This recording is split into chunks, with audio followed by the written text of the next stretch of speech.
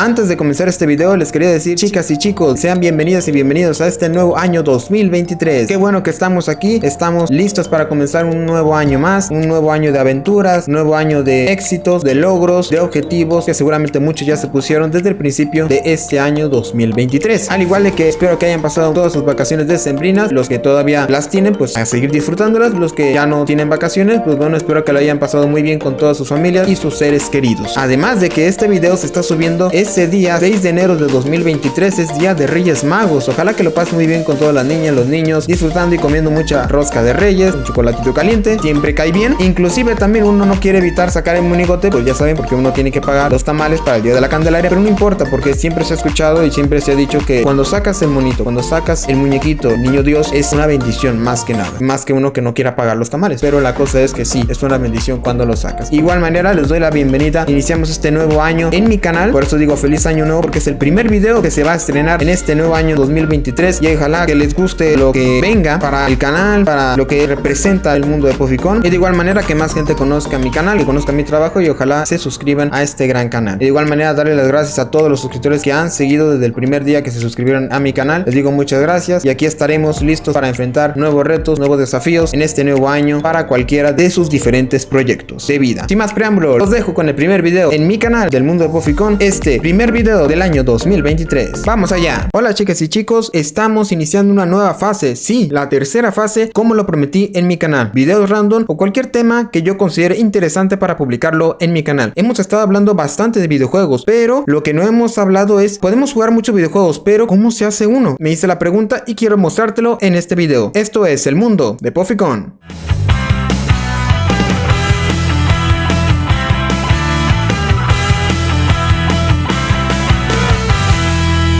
Hola a todos, bienvenidos de nueva cuenta y aquí estamos listos para comenzar a explicar detalladamente, así sintéticamente, cómo es que se hace un juego. Y aquí les voy a explicar en una simple serie de pasos cómo es que los grandes desarrolladores de videojuegos crean esto mismo. Para eso tenemos que entender que es un desarrollador y este viene siendo el que genera o hace en sí el juego. Es una actividad multidisciplinaria, aquí va desde la programación, diseño gráfico, animación, sonido, música, etcétera, actuación. Luego vamos a ver el tema de la actuación, pero hay que entender eso, que es lo que hace un desarrollador de videojuegos cuando crean. Son de juegos muy padres, muy bonitos, pero no entendemos el proceso en el cual son hechos. Una persona se dedica a hacer este tipo de juegos específicamente para que sean juegos comerciales. Los juegos comerciales son los que son vendidos en PC, las consolas multiconsolas, que puede ser Xbox, Nintendo, Switch y la PlayStation, y más consolas que son financiadas por una distribuidora. Puede tardar bastantes años, pero se utilizan. Últimamente ya le han metido más dinero y más inversiones para poder jugarlos en dispositivos móviles. En esos también puedes jugar en tu smartphone, teléfono inteligente o en lo que sea. Ya son juegos que son, digamos, más accesibles a que puedan hacerlo, pero requiere bastante inversión. Que antes no se necesitaba tanta inversión, era, por decirlo así, iba por ejemplo de 1 a 4 millones de dólares crear un juego, ¿sí? Y las computadoras eran grandísimas, pero no se requería tanto, dado que pues en aquellos tiempos, aquellos años, en 1970 por ejemplo, fue cuando se creó todos esos juegos como de segunda dimensión, juegos de bits, y eran juegos que podía jugar cualquier persona,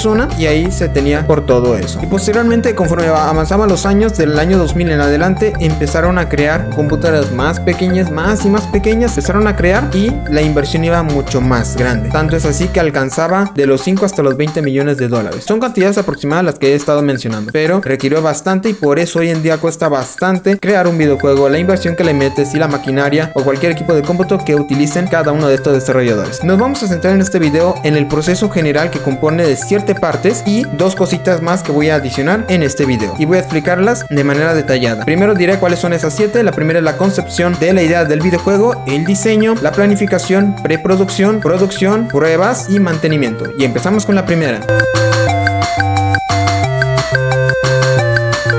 En la parte de la concepción se tiene que tener en cuenta la idea o el aspecto fundamental que va a tener ese videojuego, el cual engloba 3 cosas. Es el género, es decir, qué género nos vamos a centrar, si es de lucha, si es de guerra, si es de historia, algún tipo de RPG o juegos de rol, como se le conoce así en español, o cualquier tipo de género. Si no hay un género especificado, se tiene que dar las características o especificaciones necesarias para dar en sí el tema de lo que es el género. El gameplay, muy importante esto, que es lo que va a generar las horas de diversión cuando uno lo juega. Es decir, yo tengo estos controles que viene viene siendo lo que es el gameplay, tanto uno que es el Xbox y el otro que es el Nintendo Switch, el Xbox One X, Nintendo Switch. Debería tener un tercer control, pero no lo tengo.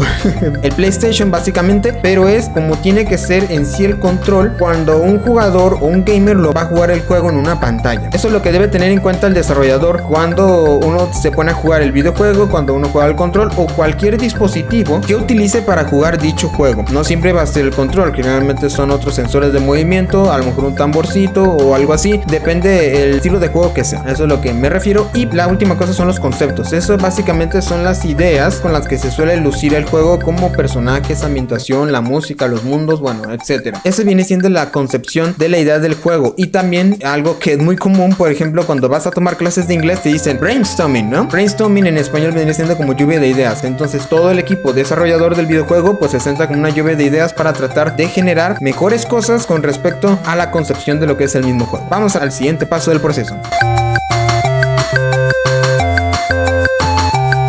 El diseño en esta parte se centra mucho como si fuera un borrador o como si alguien anotara a lápiz y a papel todo lo que va a especificar. Se divide en las siguientes secciones. Primero, que es la historia, es básicamente lo que va a tratar el juego, o sea, de qué, cuántos personajes va a contar, cuál va a ser la historia, cuál va a ser la trama o de qué va a tratar en sí el juego. Y va seguido de lo que es el guión. Básicamente por lo que puedo entender es que va a constar de cada personaje, de lo que va a tomar en relevancia el papel que va a tomar dichoso personaje, sea un personaje primario, secundario, terciario, mental o lo que sea, y sobre todo los diálogos que puede tener este mismo. Tanto uno dice alguna palabra o puede ser el mismo narrador o el que cuenta la historia o algo así, dependiendo de lo que trate el dichoso juego. En el arte conceptual, básicamente aquí es cómo vamos a ver el videojuego en la pantalla, y se puede ver de una forma diferente cuando uno lo está jugando y vemos desde los personajes, los escenarios, las criaturas, objetos en sí, etcétera. Todo cómo va a estar detallado cada mundo o cada objeto que te encuentres en el juego. Ese es el arte conceptual. El sonido, en esa parte viene siendo quién va a hacer la realización de los sonidos, tanto lo que son voces, sonidos ambientales, efectos sonoros, la música, en fin, todo lo que tenga que ver relacionado con el sonido. La mecánica del juego es básicamente de cómo va a ser el funcionamiento del dichoso juego. Depende del género y la forma en que se señale, ¿sí? Sobre todo si es de batalla, pues obviamente, o de peleas, cuántos golpes tiene que dar. Si es de deportes, bueno, cómo tiene que batear, cómo tiene que patear el balón. De historia, cómo va a avanzar el personaje, cómo va a disparar en caso de que utilice algún arma, o si son disparos de juegos en primera persona. La última parte es diseño de programación. En esta básicamente se trata de cómo se va a ser implementado, con todo lo que se ha hablado del diseño hasta la parte final, que es el lenguaje de programación, y esa es la que más yo creo que batallan los que estudian, por ejemplo, ingeniería o algo así, y sobre todo en esta carrera de creación de videojuegos se ve sobre todo esa parte del lenguaje de comunicación. A algunos le parece muy sencilla, a otros no, pero es la parte más fundamental y es la parte medular de que esto sirva para que sea transmitido o sea trasladado a la PC y a las consolas de última generación para que lo puedan reproducir. Y a veces utilizan lo que son los diagramas UML. ¿Qué son estos diagramas? Esto en español vendría siendo como lenguaje unificado de modelado, o conocido también en inglés como Unified Modeling Language, que esto básicamente no es otra cosa más que diagramas como si fueran cuadros sinópticos, dando la idea, no es que sea un cuadro sinóptico, es que son diagramas que se desglosan para que se determine cómo se tiene que hacer dichosa tarea en la cuestión de que son lenguajes de programación, en lo que tienes que hacer y con todos los demás pasos que es para crear un juego. Básicamente, cuando tienes todos estos puntos que acabo de mencionar, se obtiene un documento llamado como el documento de diseño, por decirlo así, que es como un borrador donde se tiene todo ya lo previsto en esta parte de lo que es el diseño. Todo lo que ya hablé, ahí lo va a tener ese punto. Vamos al siguiente.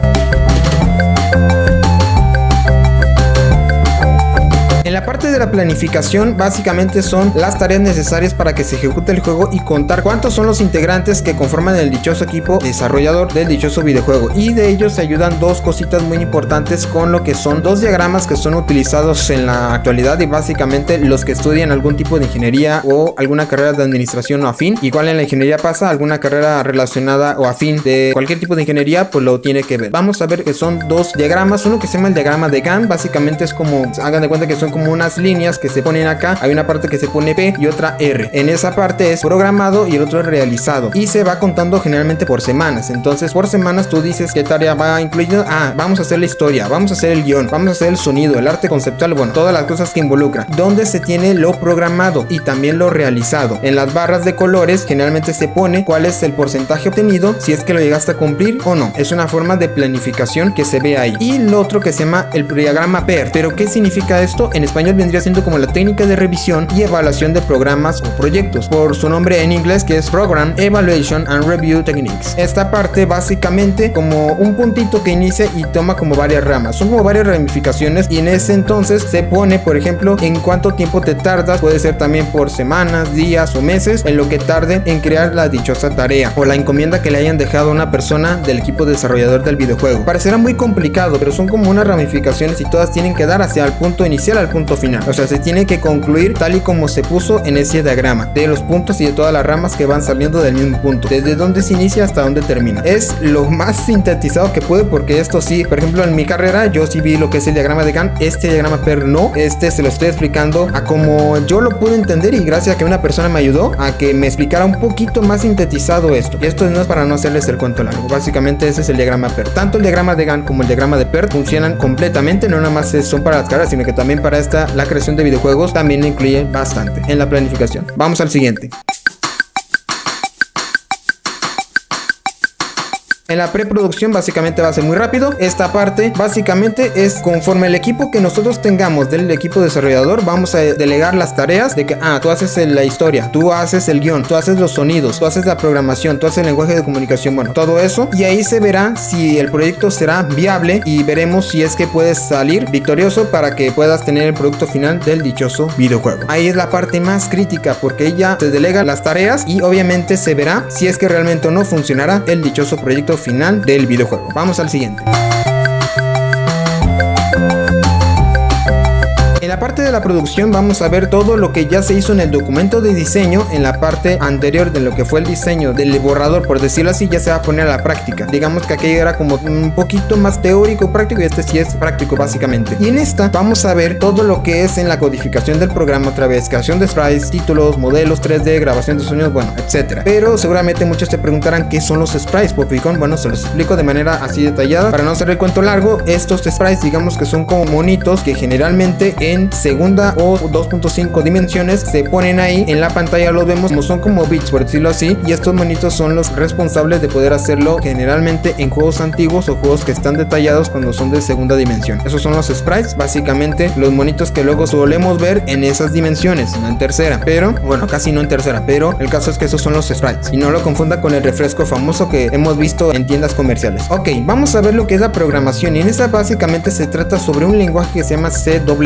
que esa básicamente es lo que permitirá transportar el videojuego a lo que viene siendo los componentes del hardware de una computadora o una consola de videojuegos, que lo haga accesible. La ilustración, ahí ya entra, por ejemplo, los juegos de segunda dimensión tienen que ser por gente experimentada, que sepa lo que se está trabajando con respecto a las técnicas del hardware, que esto incluye desde los colores, los sprites otra vez, ya lo expliqué, resolución de los mismos, generalmente en eso cuando son juegos de segunda dimensión. Aclaro ese punto. La interfaz, aquí básicamente es lo que vamos a ver en la pantalla. Lo que tú vas a ver en la pantalla, yo voy a ver al personaje correr, yo voy a ver mi barra de estadio, es la interfaz gráfica del usuario, y el HUD. ¿Qué es esto del HUD? En términos de juegos, digamos que en inglés se le conoce como Head Up Display, o lo que vendría siendo la visualización cabeza arriba, o barra de estado. Básicamente, cuántas vidas me quedan, mi barra de estado, cuánto tengo de vida, cuáles son los objetos que consigo, si hay un radar, bueno, lo vamos a ver, o cosas por el estilo. Esa es la interfaz. Animación y modelado 3D. Aquí básicamente es todas aquellas herramientas o todos aquellos programas que necesita el equipo desarrollador de videojuego para que pueda darle forma. Generalmente tanto la ilustración de en segunda dimensión como esta animación y modelado 3D, yo diría que son de las más complicadas, porque aquí es donde vemos todo lo que ellos trabajan para poder ver y poder asentar bien todo lo que es esta parte de darle vida a los personajes de los videojuegos. En ciertos programas a veces se utilizan y vemos todo ese tipo de cosas sobre lo que es la cara, el personaje, el cuerpo y bueno, más cosas por el estilo. De hecho, haré una pausa para explicarles que cuando son juegos hechos con personas reales se utiliza generalmente un traje. Yo he visto que es como un traje verde o un traje negro y utiliza como unas bombillas acá, y es para detectar precisamente los movimientos que uno hace cuando está jugando un juego. Por ejemplo, en los juegos de FIFA es muy tradicional que contraten a esos jugadores y pues bueno, los veamos en el dichoso videojuego, o también sea un RPG o sea uno de historia, ahí se ve bastante cómo se ve, mueve el personaje. Cuando son personajes ficticios que no son reales, es un poquito más directo, pero cuesta trabajo hacerlo y darle vida, y esas personas que utilizan ese tipo de trajes pues bueno, utilizan ciertas computadoras, ciertos programas para que detecten el movimiento en sí. De ahí deriva muchas cosas que nosotros hemos visto en videojuegos cuando se utiliza personas reales. La última parte, que es el sonido, hay ingenieros que se dedican básicamente a crear los sonidos del juego. Cuando agarras un ítem, cuando yo disparo algún arma, por decirlo así, o sonidos desde cero, o sonidos del ambiente que sean necesarios o para cualquier necesidad que se tenga del juego. Vamos a la siguiente.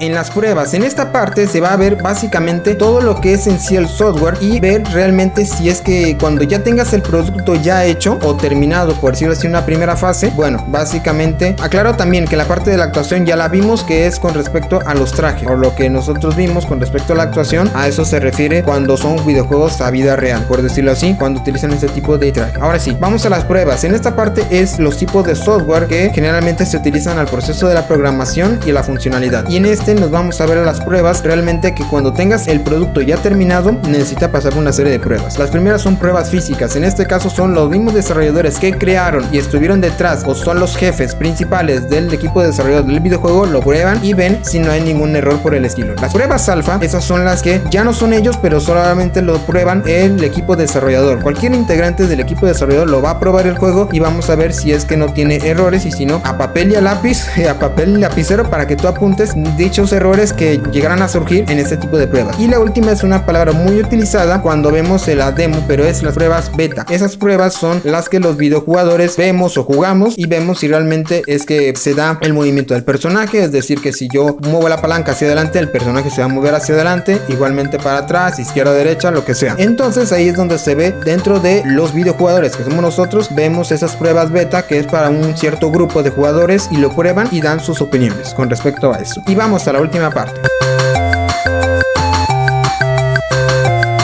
Y básicamente en esta del mantenimiento es para ver, se publica por ejemplo si el juego, pero resulta que conforme pasa el tiempo puede ocasionar nuevos errores, o que puedes detectar algún punto de mejora para que se pueda mejorar mucho mejor el juego. Y con esto se utiliza mucho los parches o actualizaciones. Muchas de estas cosas es muy utilizado en los videojuegos, ya que a cada rato, no sé si les ha pasado que en Xbox, en PlayStation y en Nintendo, es muy común que tú veas a esas personas que vemos, es que se me está actualizando el juego, o generalmente van a crear un parche, o porque se ve como ciertos errores dentro de los mundos de los videojuegos, y pues bueno, ahí se mejora para que realmente ya se tenga todo listo y no vuelva a ocurrir más. Entonces esa es la parte del mantenimiento, estar actualizándolo o estar dando los parches para que se pueda corregir esos ciertos errores que a veces uno ve en los videojuegos. Y habiendo explicado esto es lo que es el proceso de cómo realizas un videojuego, pero no me puedo ir del video sin antes comentar dos cositas importantes.